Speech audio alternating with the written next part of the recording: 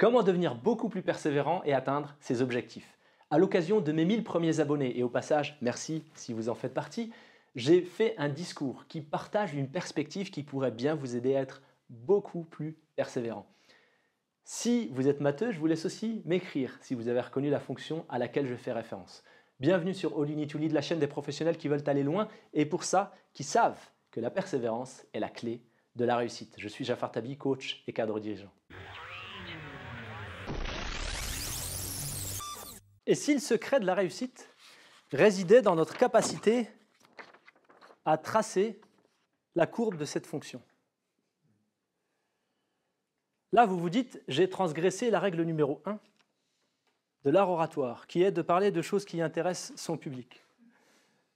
Et pourtant, à la fin de ce discours, vous saurez tracer cette courbe, mais surtout, vous aurez peut-être appris quelque chose sur ce qui fait que beaucoup de gens échouent dans leurs projets.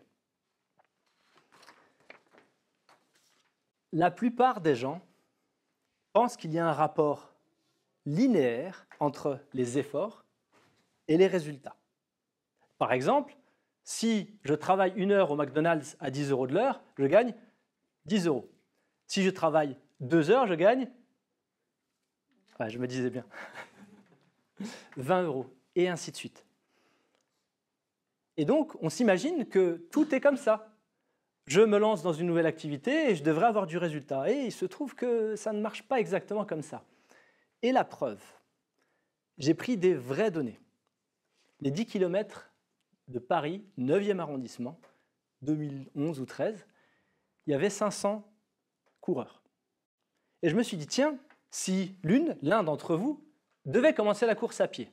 Alors quand on commence et que vraiment on n'a jamais couru de sa vie, on peut au moins marcher 10 km à 5 km/h. Ça vous fait 2 heures pour le 10 km. Eh bien, félicitations, vous avez fini le 10 km, mais vous l'avez fini à la 500e place, c'est-à-dire à la dernière place. Maintenant, vous êtes très motivé et vous travaillez dur. Et d'année en année, vous progressez de 10%. Donc vous êtes dernière ou dernier de la course. 1 an après, 10% d'amélioration, vous avez gagné 3 places. Il y a encore 496 personnes devant vous, ou 495.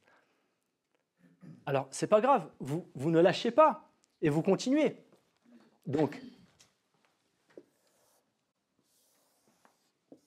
ce n'est pas courant de faire des courbes et des maths.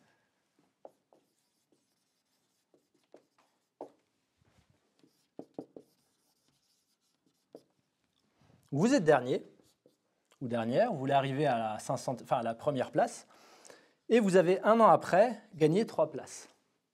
L'année d'après, vous avez encore amélioré votre temps de 10% et vous arrivez à gagner une dizaine de places.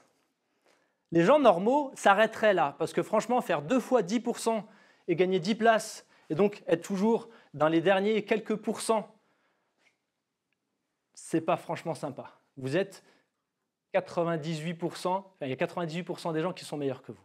Mais vous continuez. Et là, ce que vous allez constater, c'est que progressivement, vous allez gagner beaucoup plus.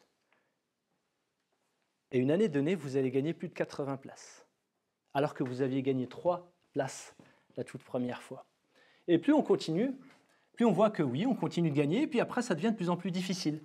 Vers la 8e année, vous courez le 10 km en 35 minutes. C'est pas mal. C'est plutôt même très bon pour des amateurs. Eh bien, ça vous laisse encore un peu de marge, mais vous ne gagnez pas autant de place puisqu'il n'y a pas beaucoup de gens devant vous. Et il vous faudra à peu près une dizaine d'années pour arriver première de cette course-là. Et une année de plus pour être recordman ou recordman du monde. Cette courbe-là, c'est une courbe en S, et c'est à peu près la courbe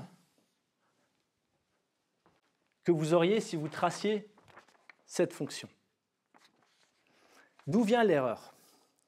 La plupart des gens pensent qu'il y a un rapport linéaire entre l'effort et le résultat. Et ce que vous voyez sur YouTube, par exemple, c'est des gens qui vous expliquent qu'en travaillant ça, c'est-à-dire ça, ils gagnent ça. Et donc vous vous dites, ah ben cool, ça a l'air d'être facile. Donc, par exemple, je vais travailler ça, et puis moi, parce que je suis un peu plus junior, je vais me mettre, ils nous ont expliqué ça, donc moi je viens, je m'imagine que je vais travailler comme ceci. Et c'est ce qui s'est passé. En 2019, j'ai décidé de lancer ma chaîne YouTube, avec la perspective d'aller là. Et donc je lance ma chaîne YouTube, et première vidéo, je savais que ça n'allait pas forcément faire un carton, mais bon, je m'attendais quand même à quelques dizaines de milliers de vues. Et en fait, je ne me suis pas vraiment trompé. Au millier près, il y avait à peu près une dizaine de vues. Alors certes, je l'ai vu plusieurs fois, ma vidéo, et ma maman aussi. Et c'était plutôt décevant. Et j'ai continué comme ça. Et la mesure que j'avais, c'était le nombre d'abonnés. Et le nombre d'abonnés de ma chaîne, je gérais un certain nombre de personnes dans mes équipes. Je m'attendais à ce qu'il y en ait quand même quelques-uns, quelques-unes qui me suivent. Eh bien, j'ai fini l'année 2019 avec 50 abonnés. C'est-à-dire là. La plupart des gens, ils arrêtent. Pourquoi? Parce que quand on a l'impression qu'on est très très loin du compte, on se pose la question de la pertinence. Peut-être qu'on n'est tout simplement pas fait pour. Alors je me suis dit, bon, allez, je vais essayer une année de plus. Et l'année de plus a été nettement meilleure, puisque je suis arrivé à 120. Mais ça reste encore ridicule, en sachant qu'il y a des gens qui ont des millions d'abonnés. Alors 120, ben, c'est comme être 500e au 10 km. Ce qui m'a permis de tenir, c'est cette vision.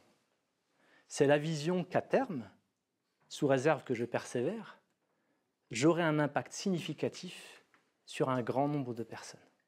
Et ça, cette vision, je l'ai trouvée attrayante. Et donc la première clé, c'est peut-être de passer du temps à voir ce que serait cette vision pour vous, quels que soient vos objectifs. Et c'est ce qui m'a permis de continuer. Alors, fin 2023, j'étais à presque 500 abonnés, ce qui est pas énorme, mais bon, voilà. Avant-hier, je regardais mon téléphone et je venais de passer le millier d'abonnés. Autrement dit, j'ai fait, dans les 3 premiers mois de cette année, autant que j'ai fait dans les 4 dernières années. Et donc, je suis quelque part par là. Et ironie ou pas, hier, j'ai fait plus d'abonnés, hier, en 24 heures, que j'en ai fait sur les 3 premiers mois de ma chaîne. Mon message pour vous, c'est que les efforts et les résultats n'ont pas une relation linéaire. Et quand on sait ça, alors on est capable de tolérer le fait qu'on soit bien loin du compte. Et comprendre donc cette fonction, c'est l'opportunité de pouvoir persévérer. Merci.